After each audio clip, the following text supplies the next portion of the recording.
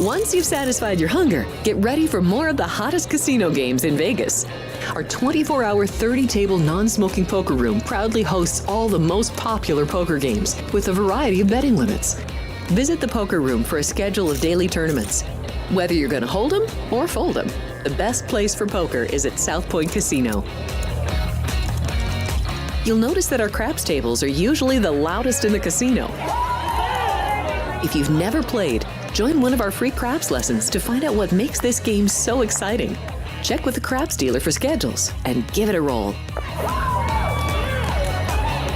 Bingo is also an exciting way to spend your time. We offer 7 sessions of bingo every day. Bingo! And each session includes a cash ball jackpot, 12 bingo games, a progressive double action game, and a $10,000 bonus coverall. Electronic units are available. If you haven't played bingo with us, give it a try today. Guests can also get in on the action at our one-of-a-kind race and sports books, 2 separate rooms designed to maximize your experience and comfort. Our sports book, with over 400 seats, puts you right in the middle of the action, 24 hours a day. The friendly ticket writers are happy to help, and it's conveniently located next to the famous Del Mar Deli, where you'll find supersized portions of delicious deli items like roast beef, pastrami, and Reuben sandwiches, or soups, salads, and pizza, plus spectacular desserts fit for a king. And right next door is the race book, over 150 seats, each with its own TV screen. There are 16 interactive player terminals, so you can bet right from your seat.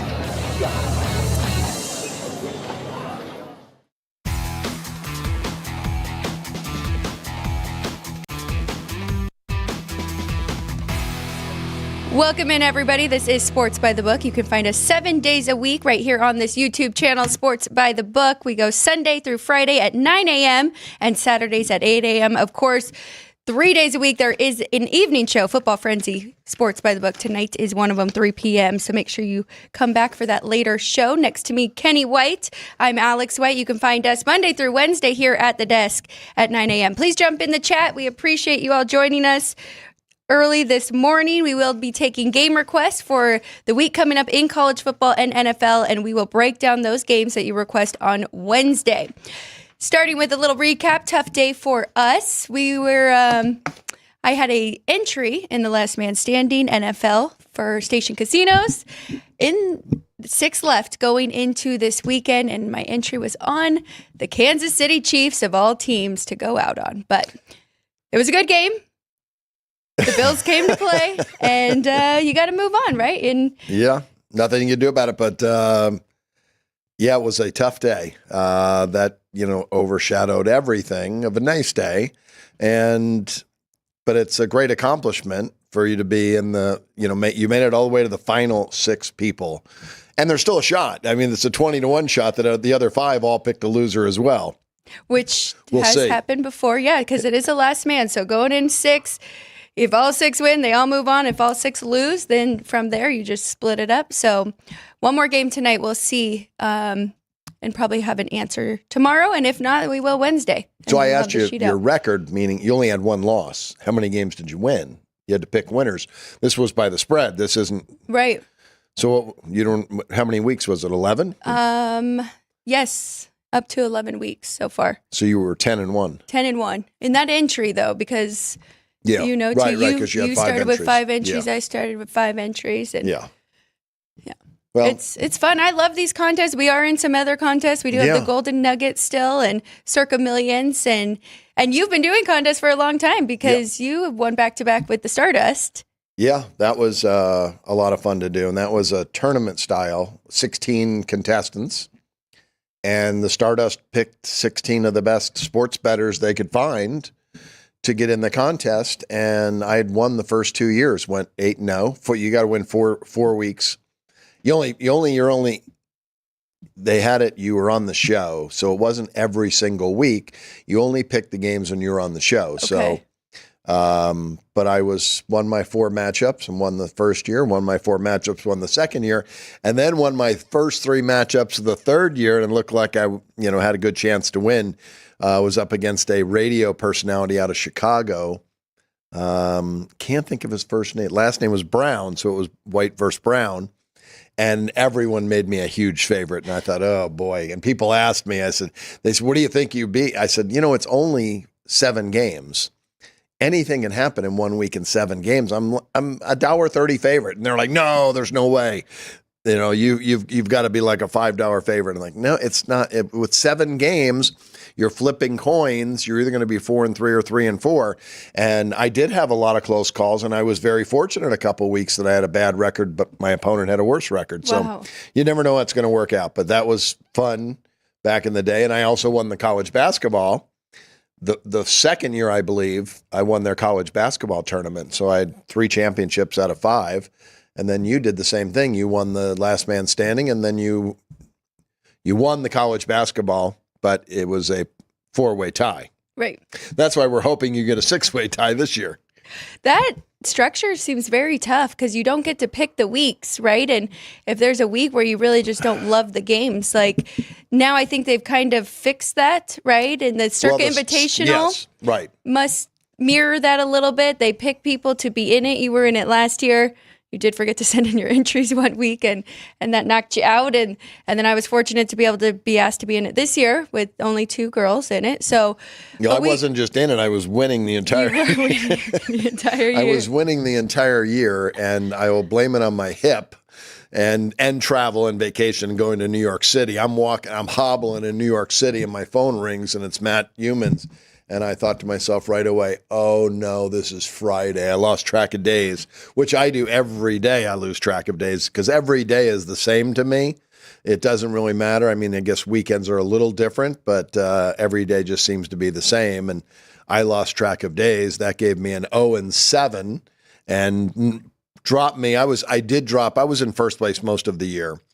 And I had a couple bad weeks in a row, and I dropped to 3rd, I think. But that 0-7 dropped me to the last contestant in the contest, which that week booted me out, and I was done. It is getting close now. So I was about top 5 for most of the year, and I've had 2 rough weeks, 2 and 5 the last 2 weeks. And I've dropped down a little bit. I still am in the middle, but I don't want to have any more weeks like that. So just like the Chiefs said that loss is going to fuel them, I need that loss to fuel me too for the college, or I can pick NFL in that one as well. So yeah, well, you're going to have to at one point start to pick NFL, and it's I mean, the contests are fun to do. The biggest one I ever won was there was one at Renata's Casino in Henderson, and they had a contest, and that was picking 7 games by the point spread. It was all NFL, and they did have a couple bad numbers here and there on the card, but I hit 69% of my games that year and won the contest easily.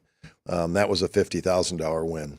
That's really tough to do, especially NFL. Yeah, I would like to go 69% in the Circa Millions one of these years. The picks haven't been bad, though. I think my Circa Millions are doing decent, but I'm like 900th place.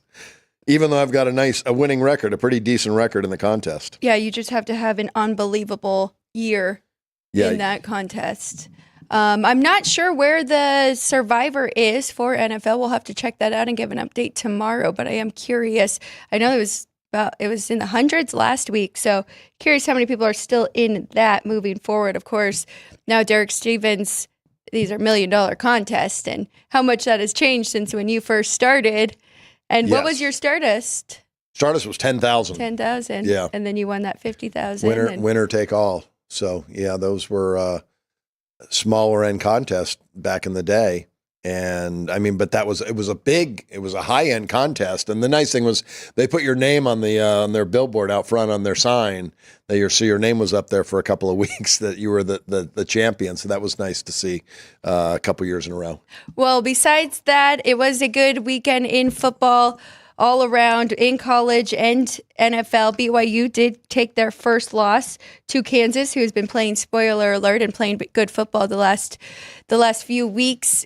Chargers, what a game last night between them and Cincinnati, went down to the wire, and you don't really expect to see that from that LA Chargers team, but I mean, that was a very impressive win for them, and they needed it, right? Because they hadn't really beaten anybody at that caliber, at least offensively, and they dominated the game in the first half, and then let the Bengals hang around, and Joe Burrow did his thing, and they tied it up. But then you can see here, they scored the last touchdown, 34-27. Very good defense, and it's amazing to see what Harbaugh's done. I want to bring up the Broncos as well, because their turnaround, and they had an impressive win over the Falcons. So really just shows what your head coach can do here and how quickly they can turn around these teams in the NFL. Yeah, no doubt about it. Good coaching and teaching and putting guys in position to succeed. Great coaches win. And I think those are two good coaches that you just brought up. I'm shocked about the Chargers led 24-6. That was the last score I saw. And I was thinking, I don't know this morning this morning, yeah, I checked. My biggest bet yesterday in the NFL, I didn't even think about it because we were watching the Chiefs game and we're pulling for the Chiefs, and that's a big game and we want them to win. And I bet early in the week on Monday, and I think I mentioned it on the show last week, and I hate to bring it up because Ryan's got to hear about those Bears again. And luckily for me, the field goal was tipped and I won, but I went under 41 early in the week, expecting it to be very windy and a defensive battle. And this morning I was like, did I win that bet? I didn't even realize. And I knew it was a 1-point game, and I knew the field goal was blocked. And I said, was it 21-20? And I went and checked, and it was 20-19, kind of an odd football score. But that was a victory for me. But that's when you're managing your money and your biggest bet, you don't even worry about, and you don't even care about, and you don't even look. That's how you bet sports. Hate to say it, but your biggest bet you shouldn't have to worry about. Right. It's not going to make a difference in my life, win or lose that game. Winning is much better because then you can even bet a little bit more than, your bankroll is a little bit bigger. So, but money management is the number one aspect of sports. I think almost anybody can pick winners. Right. There are so many people out in there sitting right now. There's not a lot of people sitting out there right now. That one guy, he's really good. He's a great handicapper. There are a lot. I mean, when I worked behind the counter, I did, I should say 4 years behind the counter. I worked 2 years at the Santa Anita and 2 years at the Fremont Hotel. And there were so many people that were there every day, the same people you would see, and they would bet 5 and 16 parlays, and they'd bring them up to the window and they'd show me like the next day, 4 and 1, 5 and 1. And the same guy, I'm like, man, this guy's so good. He just picks so many winners, but they manage their money poorly. They're betting parlays, right, and they're picking more winners than losers, and they're not using power ratings. They're just watching every day. Those people sat there. They pretty much lived there at the Fremont and the Santa Anita. They were there from morning until the place closed, and then they went home and they came back the next morning. But all they did was watch every single game and study what they were watching. And then some of them, I think, took notes, but to win in this business, you got to manage your money right. I like that Brian is kind of flashing the scores from yesterday and the Minnesota Vikings right there, a good 10-point win over the Titans. I do want to bring up that division because the Lions 9-1, it looked intimidating to lay 14 or 13.5. That game was not competitive at all against the Jaguars. So they've got this division locked up, right? Minnesota 8-2, so I shouldn't say that. Yeah, no, you can't say that. Minnesota's playing good football. Okay, are we starting to believe in the Minnesota Vikings? And then on the flip side, the Green Bay Packers have really not been impressive, and I think Chicago Bears were the better team for a majority of that game. Yeah, I have not been impressed what I've seen from the Green Bay Packers. And you had a bet yesterday. I heard you say you had the Bears plus 3.5 first half was an easy winner. Chicago's defense showed up once again, and the Bears at 4-6. The season's not over with yet. That's when you look through the records of all the teams. Washington's 7-4 as a second place team. Tampa is 4-6 as a second place. The Rams, Seattle, and San Francisco are all 5-5. So out of all those teams, though, San Francisco probably has a ton of value. With 7 games left to play, and if they start to get better each week. But again, I said at the beginning of the year when they were my highest rated team ever with all the talent, said it all comes down to Brock Purdy. Can he have another year like he had last year? And I was expecting a down year last year because the first year he had nothing to lose. Last year he had everything to lose. And he played well. So I bought into it, and I rated him as high as his rating was from the previous year, but he's been nowhere near that this year. Well, and the tough thing is, of course, they did make it all the way to the Super Bowl, and they do get one of the tougher schedules going into the year. So when they do have injuries, they don't get any easy weeks, right? They play the toughest teams week in and week out, so that has definitely hurt them. Yeah, big win for the Seattle Seahawks. I was just about to write them off that they still were a year or two away under their new head coach in McDonald, but hoping everybody in the Stations Casino Last Man Standing, plug for Station Casinos, everyone had the 49ers. I hope 3 people had the 49ers and 2 other people had the Chiefs, and you can walk away with $25,000. And just to say that I made it to the final for NFL now, so you have a 5-team parlay going right now. If they all lose, you win $25,000. Yeah. So there's still value with your ticket. We will see, but I am wearing a Dallas Cowboys jersey today. I wonder why. And it is Micah Parsons, because I'm expecting him to have a big game. You talked about this game earlier on your show. The Houston Texans, 7-point favorite in Dallas, total 41. Now, this total has dropped down a little bit, so we are expecting more of a defensive battle. We, as in the bettors, who have brought this number down. But, of course, we have Cooper Rush. He will play for Dak Prescott, who is out for the year. No more 7.5s. I think that was the number that bettors thought, the Cowboys could at least cover that 7.5. Now it has just been sitting here at this 7. Too high, right? Oh, my gosh. Like I always say, the talent level in the NFL from the top team to the bottom team isn't that great. I mean, all of these guys were the best college players on their team. They're professional athletes, and there's a difference at the quarterback position. But the rest of the field, I think if you put Patrick Mahomes on the Carolina Panthers, they're probably 8-2 right now, because that's the difference maker, and that's a huge part of the equation. Now, the Dallas Cowboys obviously lost Dak Prescott, and they are with Cooper Rush. But this is the Houston Texans. I know they went to the playoffs last year, and they won a playoff game. They killed the Cleveland Browns in the playoffs last year, but this is still the Houston Texans. They are not the Kansas City Chiefs. They are not the Buffalo Bills. They're not a powerhouse football team, and C.J. Stroud looked good last year. His median stats per game, 21.5 completions, 33 attempts. Those are right on really what the props are right now. 233 yards. On the road, not quite as good. 20 for 31, 192 yards. That's his median game. You're going to throw for 192 yards and cover a 7.5 point spread? I just don't think so. And with Micah Parsons back, and his second game back, he had 2 sacks last week. He's going to be better. I think he makes the defense better. When you've got a pass rusher that can force the quarterback into getting rid of the ball quicker than he wants to. I just, I know you don't want to bet bad teams. The Cowboys are a bad team.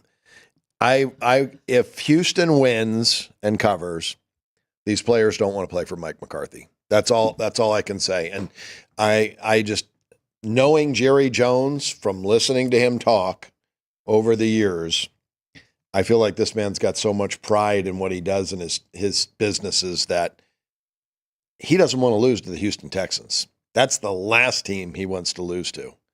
So a team from the state of Texas, no shot.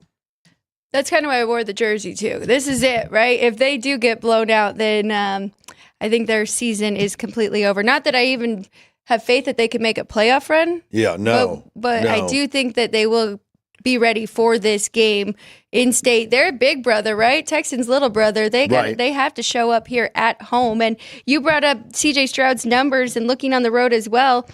Completed just 36.7% of his passes in New York against the Jets, and then the road game before that against Green Bay, under 50%, 47.6%. So it has been very up and down for him. And while he is missing wide receivers, and he has been all year, especially, Stephon Diggs is out. Yeah. Tank Dell has been. We get Nico Collins back today. I expect a run game from them, though. If there's a weakness with Dallas, it is running the football and stopping the run. So Joe Mixon may have a big game for them, and they may try to establish that early. But other than that, I mean, are you okay with the 7? You don't buy half to tie? No, and I wouldn't buy off a 7 either. Okay. I think you're wasting money. You would be buying to win at that point, but it's tough enough beating the books at 11-10. Yeah. And now you're going to lay 12-10. It's not worth it. It's not worth it whatsoever. Is it not worth it here at the 7 at all? Good buy? You have 7.5. Yeah, I'm saying took if people 7.5 haven't early. bet this game yet, I maybe would just wait take it out. 7. I would. You would? I would not buy. No, I wouldn't lay the extra 20 cents. It's extra 10 cents. It's just not worth it. Like I said, it's tough enough to beat. Yeah. The books hold 4.5%, laying 11-10. They hold 9% if you're laying $1.20. Wow. So you're 9% you're giving up now. So that's tough. You're already giving up 4.5% when you're laying 11-10. So I suggest take the 7. You're better off betting the money line, because if Dallas is going to show up, Dallas is going to be in it to win. If they're not in it, that's true. I don't think they're losing between 1 and 7. I really don't. I think they're either winning the game or they're getting blown out. 3-1 right there. You have a couple prop bets you like on the quarterbacks. You could always wait as well to see how it starts out. Yes. And to jump in at one point. Yeah, I do. I have so much information on the sheet circling stuff. You know, when I talked about C.J. Stroud, 192 passing yards, his number 239.5. I love to go under passing yards. I love to go under receiving yards and things like that, because those numbers are always overinflated. Everyone bets them over. Every show that you watch, over. Everything is just overinflated. So you're getting a better number when you're betting under. All the people that make money in this business betting props bet unders and everything. They hope every game's the most boringest game you've ever seen in your life, because they win a ton of money when it is. So I like under there. And again, let me give you a rundown on when I said the Houston Texans. I have a 100 rating, which means they're an average NFL football team. You're asking an average team to cover this many points. 13th best offense, 21st on defense, 19th overall. Their performance rating, Alex, I have a 97. They've underperformed their average power rating. The Cowboys actually are 98.5 rating. Their performance rating is 100.5. Now, Dak Prescott's worth 4 points, so I had him a 102.5 with Dak. So they underperformed with Dak. Yes. They've underperformed with Cooper Rush so far, but Cooper Rush had a good year in 2022, I think he filled in, or 2021. He was decent. He was good enough to, win a couple games. This team was a little better than they had Tony Pollard. That was a big difference maker. And their offensive line was far better than it is right now. But again, there's just not that big of a difference. I'm going to go under Cooper Rush passing yards. It's at 173.5 because he hasn't come anywhere near that. And that's kind of maybe a little hedge to my Cowboy bet. They could still cover, and he could go under that number. My numbers are right there with their performance score. So I do have Dallas 100.5, and I have them down to a 97.5 because no Dak Prescott. And then Texans, though, I do have at a 102, and I have them rated at a 101.5. But still, if you just compare those numbers, that does not get to 7, especially on the road. So it's pretty it's interesting to see this number. And what did the sportsbooks open it? And where have the bettors taken this up, or did they open it here around 7? It opened that high. It opened that high, and we're by betting the Cowboys, we're buying very low because this was a team everyone bet on. All the Cowboy bettors were coming out. South Point opened 7.5, bet down to 7. Circa opened 7, and they were bet up to 7.5, I believe, and that's the most of the market opened 7.5, thinking it could go even higher, which is shocking to me because, again, I still think the Texans are an average team. Turnovers. I've preached, and I preach it forever, you can't predict turnovers. The Houston Texans are plus 10 in turnovers the last 5 games. Well, one of them, there was 5 turnovers against the Lions just in that one. They won the turnover battle by 3 in that game. They were 2-3 in those games, straight up, even though they won the turnover battle by 11. The Dallas Cowboys, over their last 5 games, are minus 11.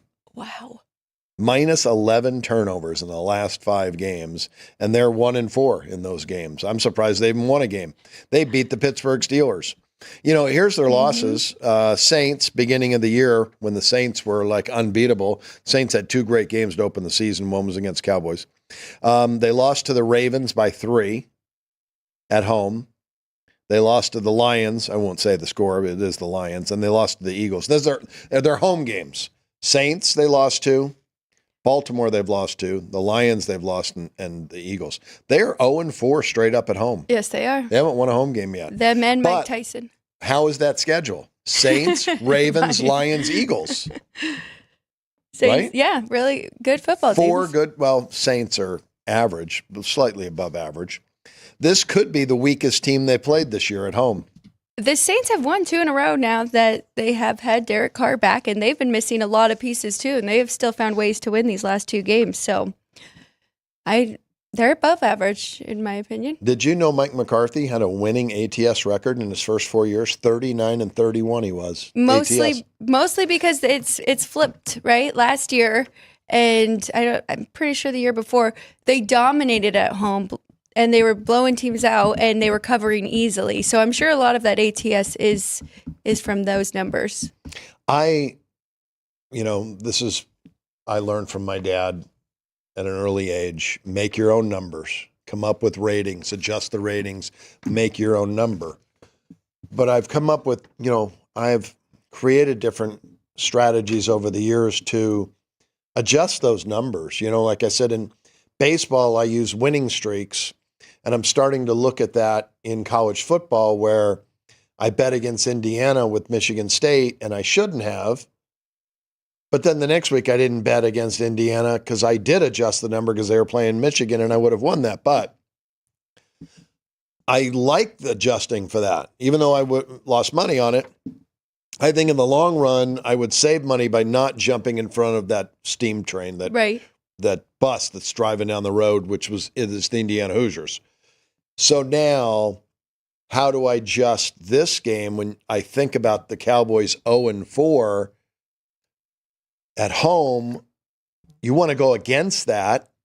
There's got to be some point value to that because I made the Cowboys a 1-point favorite in this game. Now, there could be no home field, and I could make Houston 1.5. Let's say there is no home field. Houston's 1.5. I make them 1.5. But how do I get it to 7? How do I get it up to 7 to not bet the game? With a 4-game losing streak at home and a 4-game losing streak overall for the Cowboys, maybe that's worth 2 points. Yeah, maybe it's worth 3 points. Maybe it's worth 4 points. I don't know. Maybe it's a point for every game that they lose. I could now say with no home field, it's 5.5. That would keep me off betting the Cowboys, but I don't know. I need AI to figure that out for me. We'll see how it goes tonight and if we have to adjust from there. But I'm just trying to figure that out. Because there's people out there betting Houston. There's going to be more people betting Houston tonight than the Cowboys. You think so? I believe so. Yeah, I believe so. Yeah. Because we already have the hook gun. Because that is one thing that I do worry about is with the Cowboys kind of keeping them a little bit too high, expecting them to turn it around. And that team that we saw last year that got blown out in the playoffs, but was a great regular season team. So, but now that we have the performance score week by week, I think that keeps us honest, right, with those teams. And so I feel like the Cowboys number is relatively correct. Like you said, it's not that big of a gap in pros. No, there isn't. There is a gap now between C.J. Stroud and Cooper Rush, especially the way Rush has played so far this year. If you use Cooper Rush's stats from the year he filled in for Dak when he was injured, I can't remember, it was 21 or 22. The stats aren't much different from what C.J. Stroud threw up last year and what he's throwing up this year. Really more what he's throwing up this year. Right. So, but we have to use his this year majority and how he is playing now. He is older. But yeah, we will see. We're expecting a big game from the defense. They've got to keep him in this game and help Cooper Rush. I'm hoping it's a boring game. I'm going under with both quarterbacks passing yards. Stroud under 239.5, and I'm going under Cooper Rush. I pulled the rankings up for the team's defenses for fantasy football stats, which work really well for props. Houston Texans, number 14 defending the quarterback. So they're average. They're an average team defending the quarterback. Number 6 defending the running back. They don't give up running back stats. That may be something to look at, Cowboy running game. But, again, when you do this, the Cowboys know that, and the Cowboys know they need to run the football. Right. They might be better running the football this week. But against the tight ends, Houston, number 4, they defend tight ends well. And against wide receivers, number 24, not so good. CeeDee Lamb is playing. Yep. Maybe it's CeeDee Lamb. If you're an overplayer, he would be the one guy I would take a look at because Cooper Rush has to use him. The Cowboys, number 24 against quarterbacks. Their numbers are a lot lower than they should be because of Micah Parsons being out and he missed so many games. Right. With him back now, it's a different defense. He upgrades the defense 2 points just by himself. But they're number 25 against running backs, number 16 against tight ends, number 12 against wide receivers. Pretty impressive. Maybe it's something you want to go under. And even with Nico Collins returning, maybe he's not 100%, but the Cowboys have defended the wide receivers well. So might take a look at that. But I like my CJ Stroud under 239.5 passing yards. And what did it say against the run again for Dallas? Number 25. Okay. Yeah. So Joe Mixon might be a good over. Now, when I talk about props and passing yards, receiving yards, and receptions go under like 56% of the time because everybody's betting those over. Rushing stats are like 50-50. Maybe we can look at rushing and receiving for Joe Mixon too. Well, just rushing would be good. Yeah. But they know what they have to do. Cowboys have to come to play. The defense has to show up tonight, and we'll see if they do. A little bit longer on NFL and kind of our recap of the weekend than usual, but let's do a little bit of NBA before we take our break and dive into college football looking ahead to this week. Things are getting really interesting. Checking in with the chat quickly. Vince, JM, good morning. Agent 87 is back. They said great call on the Chargers team total over. Thank you. I appreciate that. I tried to do that with them and the Steelers. The Steelers did not get there, about 3 points off, but they did win that game outright. And hello to Bob Custer in our group as well. So please hop in the chat if you are watching along. And that was our basketball graphic, as we are going to move to some NBA and maybe a little bit of college basketball, but you have been following and doing very well in NBA, so I want to start there. Kind of a boring game to start off with. We've got the Bulls and we've got Detroit, both bottom 10 offensively and defensively. Efficiency, I'm using dunks and threes. We'll see if your ratings are the same there. But we've got Detroit 4.5 at home here and the total 234. Make sure I check injuries because they're so very important. And this is a travel game for both teams. Chicago at home yesterday, blown out by Houston. And then the Detroit Pistons were on the road, but coming back home.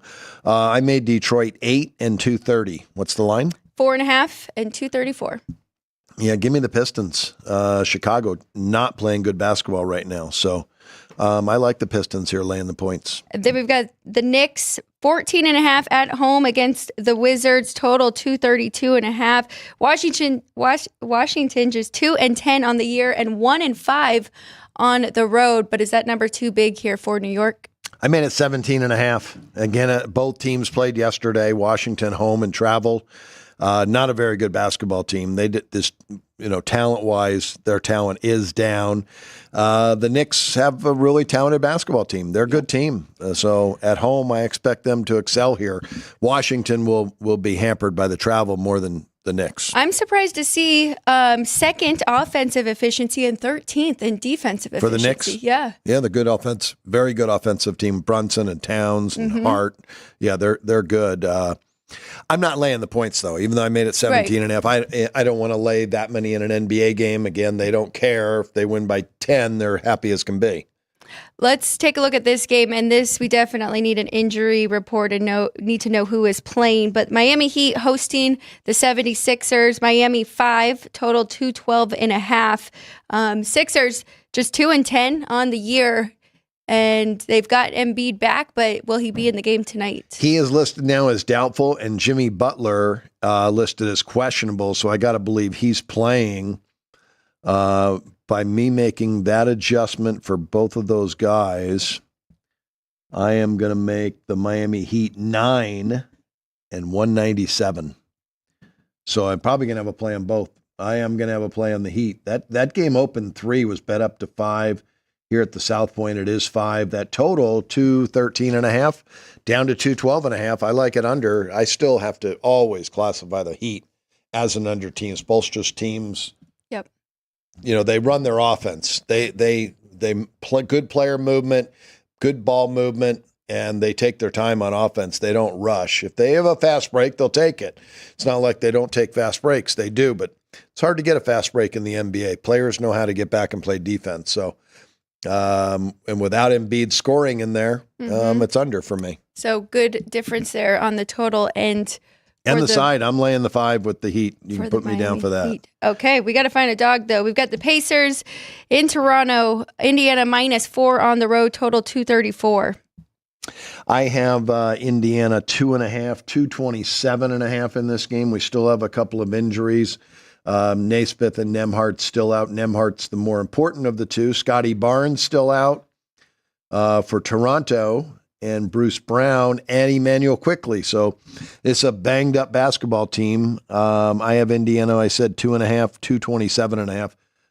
It's pretty much right there. I do lean to the under, and there was under money on the Circa openers, 236.5 down to 234. Oh, South Point opened 236.5 as well.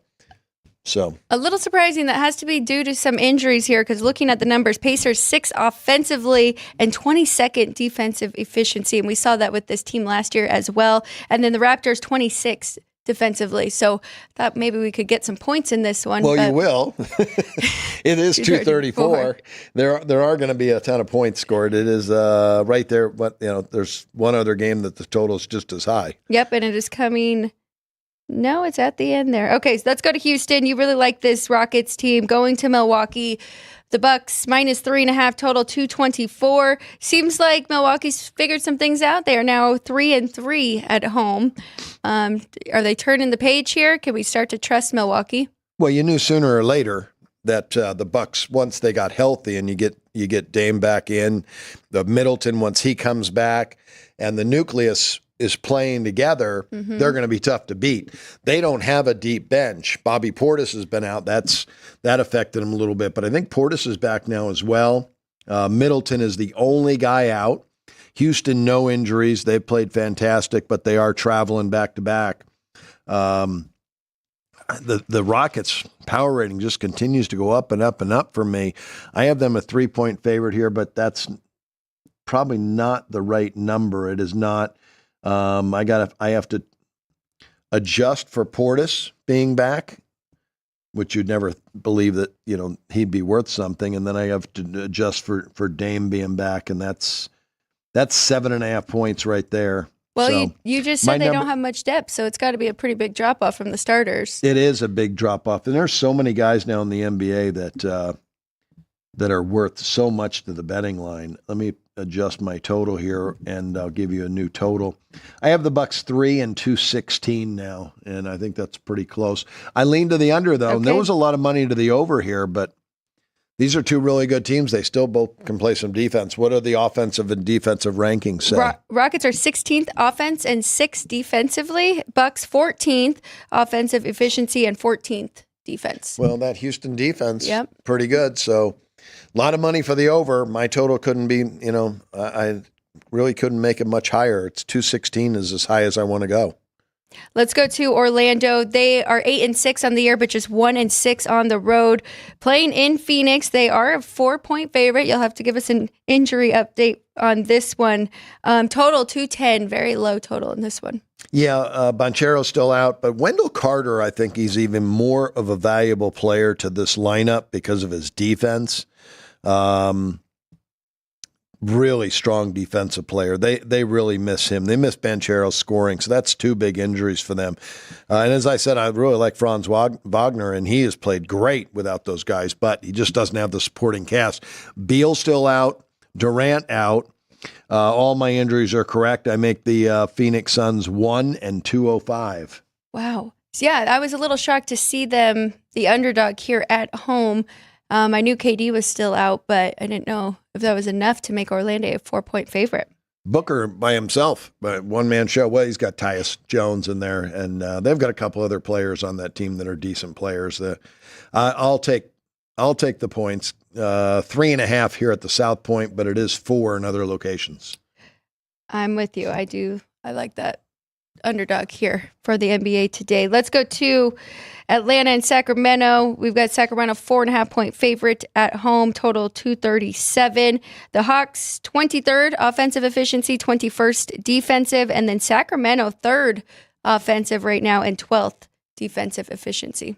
Another injury game. Domantas Sabonis is out, doubtful with a back injury. DeMar DeRozan is out. DeRozan, 35 years old, is still worth a couple of points to the betting line, but I'm going to have to go look and see what Sabonis is worth. I had Sacramento 8.5 and 246.5. Had a very strong overplay here, but without Sabonis, I might drop that probably about 6 points. I still probably will have an overplay. Atlanta loves to run, and they don't play defense. I'm sorry. I think you mentioned the rankings, but give them one more time for those two teams.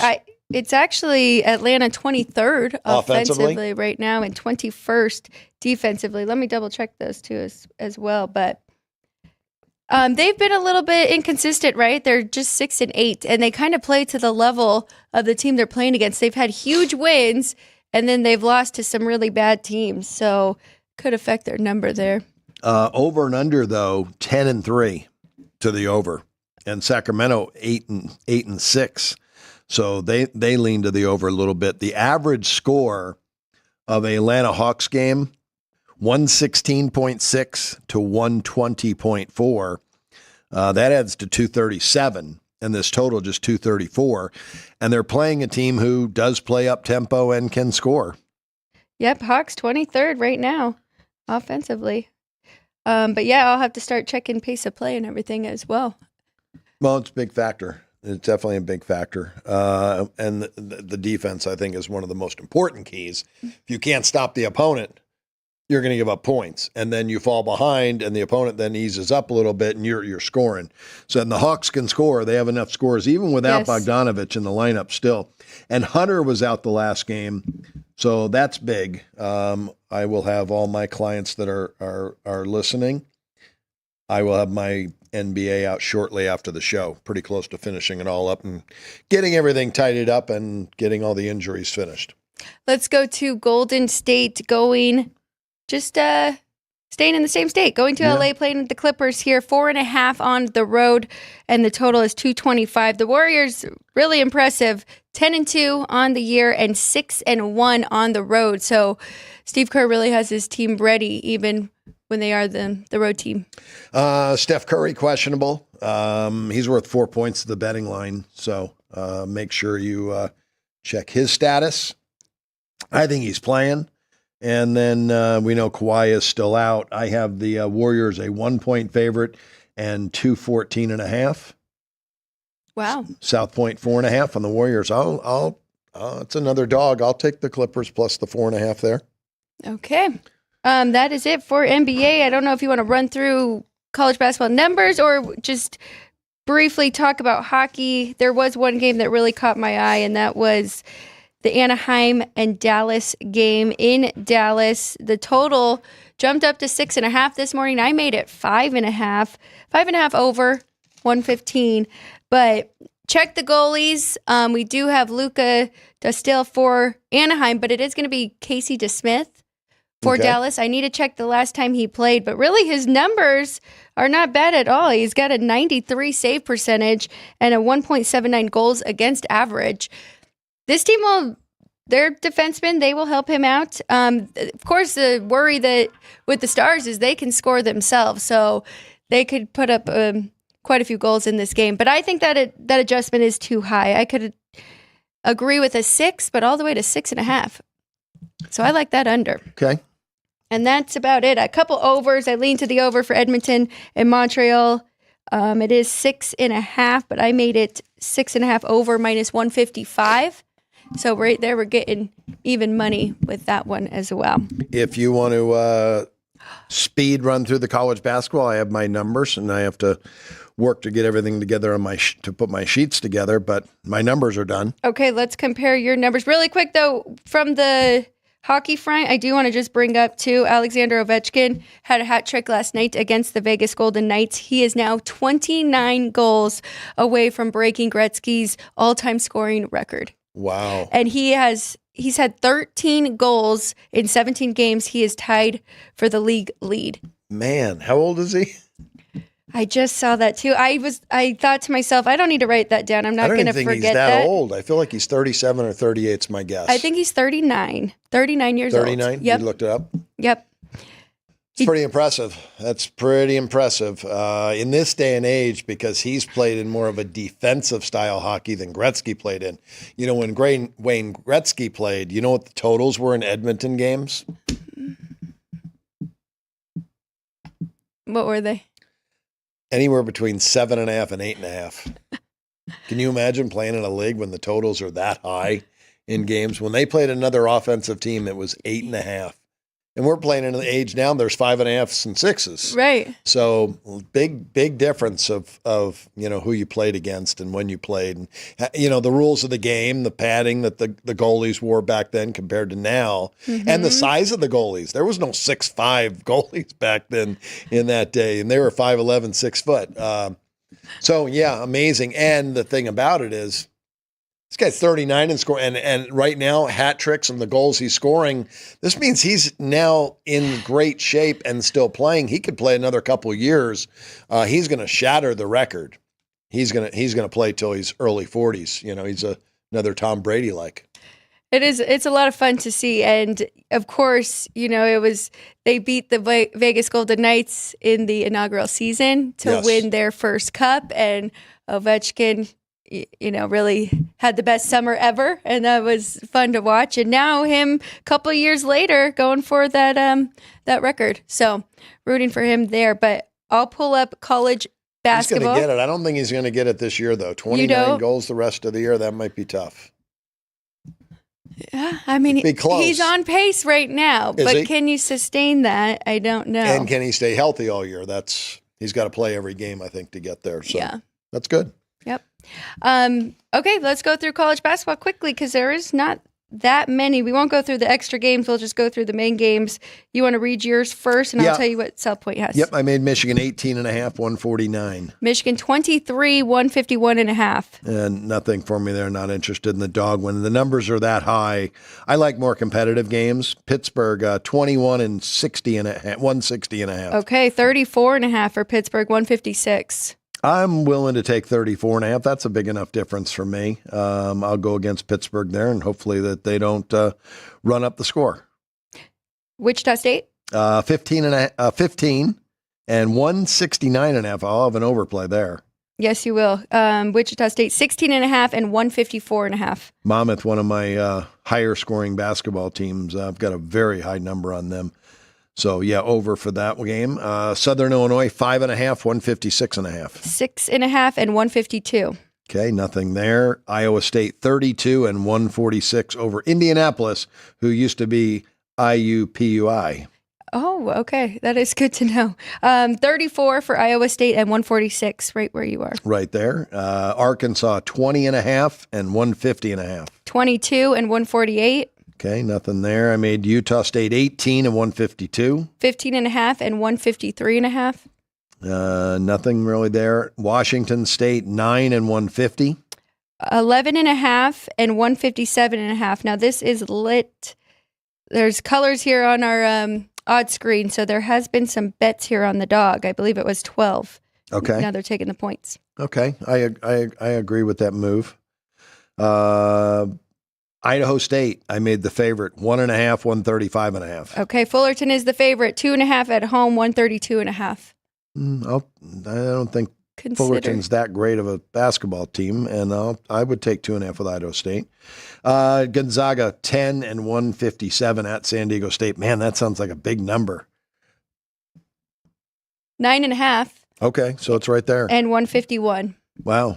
Boy, I'm over. That's amazing with San Diego State, but the Zags are such a high-scoring basketball team, and they're much higher at home than they are on the road, but we'll have a high number for them. Are you impressed with them this year? I haven't seen them yet, but what is my rating on them? I have them a 125 rating. Yeah, that's up there. I think my highest teams are like a 130 right now, I could tell you. Okay. They're men's college basketball. They've had some big wins, right? I mean, Baylor to start the season off. Yeah, they beat us there. I took the 4.5 or 5 with Baylor in that game. My college basketball rankings. Connecticut number 1, a 126.5, Houston 2, and Gonzaga 3, Duke 4. So the Zags, are Mark Few again, 26th year. Still a very good basketball team, and they're I have them a very high-scoring team. Really interesting. Connecticut has not played anyone yet. So their first competitive game is November 25th. They will play Memphis, who I don't think is that great, right? And then they have Baylor December 4th. So, and then Texas and Gonzaga. So then it gets that's tougher. Good schedule. Yeah, that's really good schedule.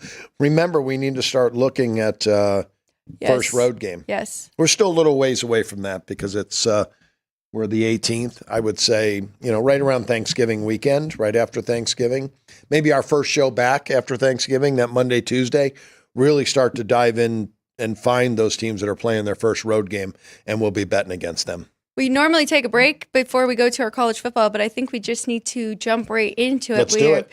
We have 10 minutes here on Sports by the Book, so let's go to our college football. We'll start with the top 10 run percentage. Now we're going to go through run, pass, pace of play kind of quickly, and then we have something new today, and that is plays per game, and we'll go through the fewest and the most plays per game per each team. So we'll throw up our run percentage right there. Tulane jumps ahead of UNLV. UNLV was the 4th most after the service academies through most of the season, but now Tulane comes in at 67%.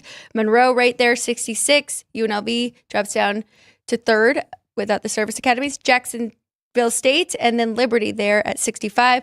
Iowa, Boston College, UCF, South Carolina, and Sam Houston State. All 10 of those have been right there for majority of the season. Yeah, and, quality run games. The UNLV team, anybody who bet them, what a bad beat that was. Unless you bet the, excuse me, if you bet early and laid 20 or 20.5, the game was bet up to 22, 23. Anybody who bet late lost, but it was such a bad beat. The Rebels fumbled at the 1-yard line. Oh, gosh. Basically end the game. I think there was 3 or 4 minutes to go maybe in the game. And they moved the ball right down the field with their backup quarterback, Frio, who was a starter at one point. He's got a lot of experience. Tried to do a quarterback sneak, and the ball was stripped out of his hand. Picked up and returned 70 yards down the sideline. San Diego State had a chance to score, but didn't. But it was 41-20. Should have been 48-20. The Rebels dominated. They even got stopped on 4th and 1 in their first drive of the game, the Rebels did, or that game could have been a huge blowout. And being there and watching, I thought the coach for San Diego State was a good coach. He came from the MAC, up-tempo coach. He made some horrendous decisions in the first half. When you're there and you're watching and you see these things that happen, I'll go over quick first because they were so bad. You're in the game, you had to stop, but you're down 20-7, or you're down. I think it was 14-7, and he went on a 4th and 3 or 4th and 4 in his own territory instead of punting, and he gave up another touchdown. Right after that, he got the ball back. He could have run the clock out and went into halftime, and they're inside the 10, and he decides to throw a pass. Unbelievable. Between 3 guys, it should have been intercepted. It wasn't. When you see that, you're like, oh my gosh, just kneel down and let's go to halftime. He threw the ball again, and it was intercepted. And it was two horrible decisions. I thought bad coaching right there with a team that struggled all year and the momentum's going the wrong direction. Get into the locker room, make your adjustments so that you can stay in this game and have a shot to win. But he didn't do that. So I don't think he's a very good football coach, just from my small sample size of what I watched. UNLV now back in the top 25. They are 23rd right now in the AP rankings. So go Rebels. Go Rebels. I get my Rebels on. That's very interesting. Iowa State is just 22nd, one ahead of them. And Iowa State made a big jump for me in my power ratings. And I think UNLV actually dropped a point back. So, but now that you just said that, I can't do that. That was a 7-point play right there. Yeah, that touchdown. They're going in. I mean, I think it was first and goal that he tried to sneak and it was stripped out of his hands. So Rebels look like the far better football team. But the coach for San Diego State, Sean Lewis, a B- at best head coach. I wish you would have been there for the Boise UNLV and given your thoughts on all the coaching decisions and that game. That was a tight game there. But let's go to pass percentage. Okay, let's do it. Let's get this in there. Yes, let's read through these quickly. You want to take this one? Oh, yeah. San Jose State, 63%. Rice, 62%. Syracuse, number 3, throwing the football. When you got great quarterback play, you should have this higher percentage. LSU, 60%. There is trouble in Baton Rouge. They're trying to figure out how to buy Kelly out of his contract. Brian Kelly, underachieving with this team at 6-4. North Texas loves to throw the football, but they are struggling. Mm-hmm. They've played 2 back-to-back really poor games. USC, 59.6%. Colorado, number 7 at 59%, but that number's been coming down a little bit. It has. They've been running the football more. Maryland, 58%. Akron, 58%. Hawaii, 57%. USC did get the win over Nebraska with all the changes, and we went through that game last week. It was a tight game, though, between those two, but we saw Magliulo played very well. Yes, he had a good game. He's a good quarterback. Yes.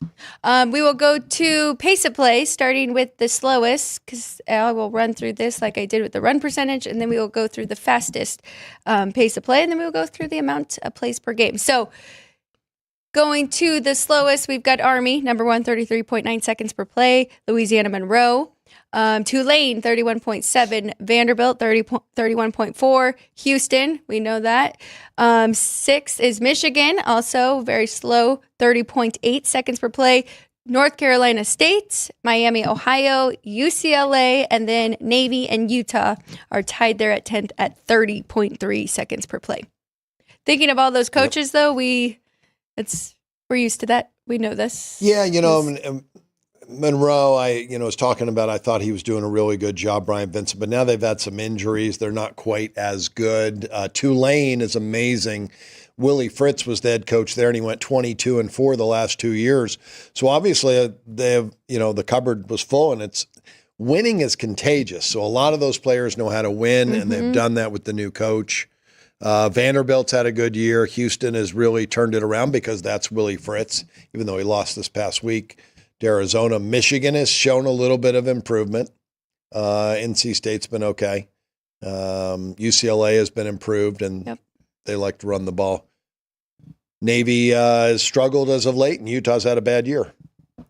But that's what you're going to get out of those teams most of the time. Going to the quickest pace of play. South Florida. Number 1 again. They went with their, I think, the 3rd or 4th string quarterback this weekend, and they really had a big game. They're playing fast. East Carolina, good over team. I got the over with East Carolina in on Thursday night because they can score and they play fast. North Texas, another one. They were over with Texas San Antonio. Pittsburgh battled Clemson. I was glad to see that. We had Pittsburgh plus the points. Utah State, playing very fast. They came up with a big win. They crushed Hawaii. Yes, they did. Shocker of a score for me. Mississippi State still playing fast. Jacksonville State playing fast. They did not cover, though, this week. Mississippi, number 8. They look good. My performance rating, highest performance rating team in the country is Mississippi. I believe it. And I have a ticket on them now at 35-1 to win it all. San Jose State, and Baylor round out the fastest offenses in the country. I did mess up on that one. I did use the over for Pittsburgh and Clemson rather than Pittsburgh getting the points there.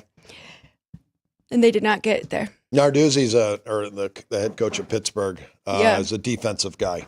Here's this category I asked you today to put this up. Most plays per game per team. It's not for the game. It's how many plays they run per game. I feel like you have to have an efficient offense to take care of the football and to play fast. So you're doing a couple things right. Texas, San Antonio up there, number 1 in the country. They run 81.3 points per game. Syracuse, number 2, 78.7. Texas Tech, 77 plays.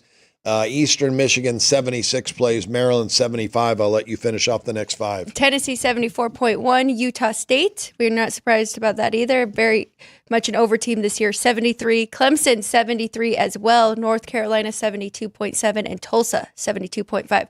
Clemson does not surprise me at all, because that is why I like that over too, because they have been very efficient offensively, and this isn't the normal Clemson defense that we're used to. But it was more of a defensive battle between those two this weekend. It's a definitely different list because the 2 fastest teams in the country are South Florida, and they're not in the top 10 here, right? And East Carolina, they're not in the top 10. They play extremely fast, but they're not as efficient. They can't sustain drives like these teams can.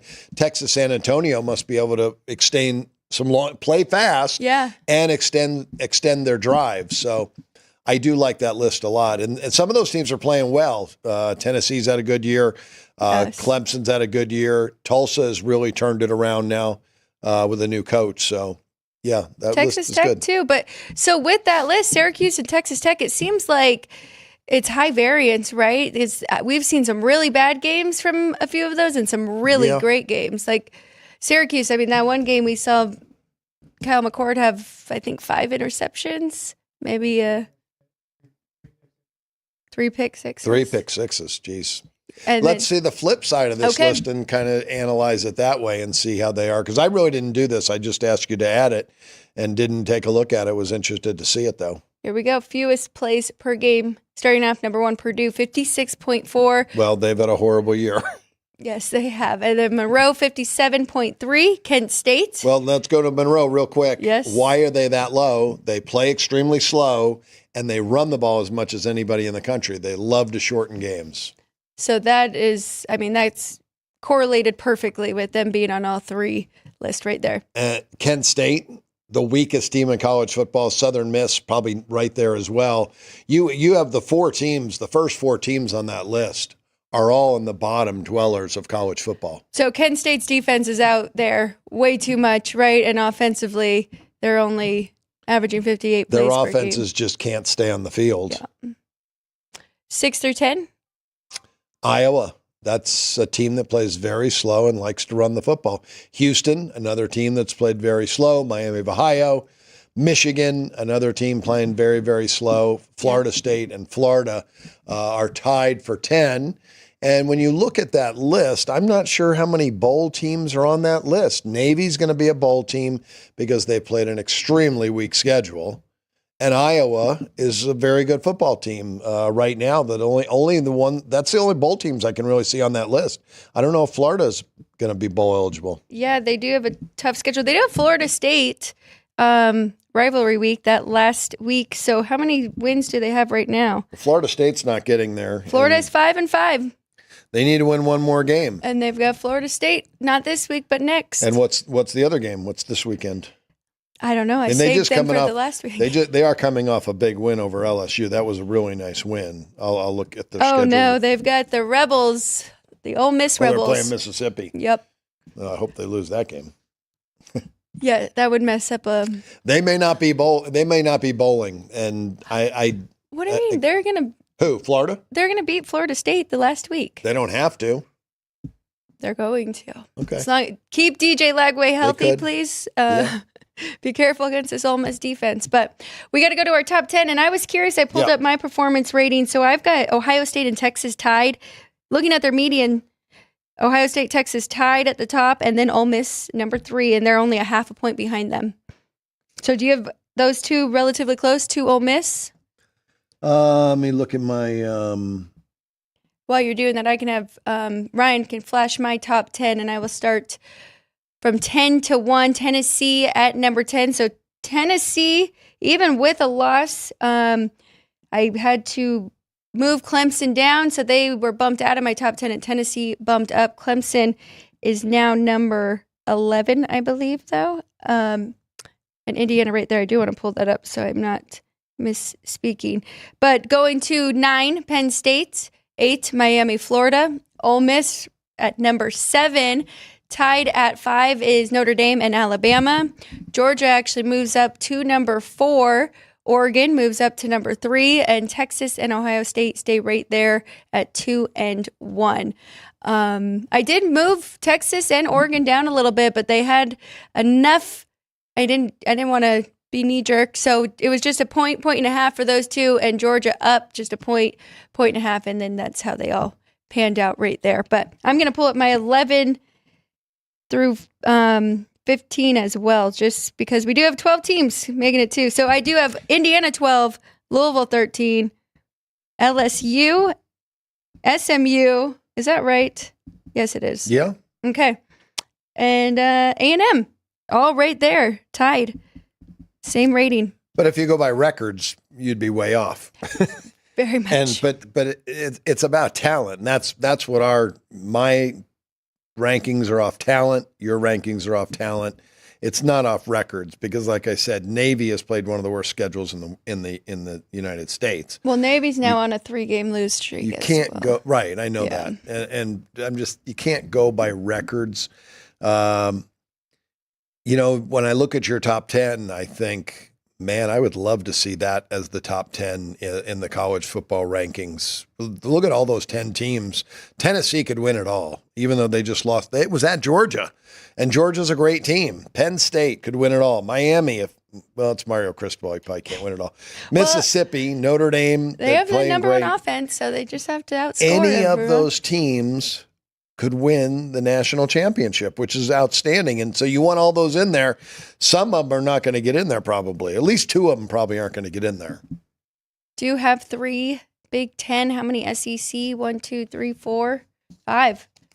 We still have 3 undefeated teams left in college football.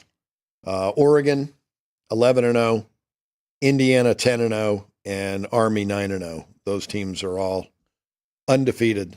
Curious where you do have Indiana. So I do have them at 12 now. I might be looking at last week's right now. I'm at number 15. When I did my 11. Okay. You want to go through your top 10?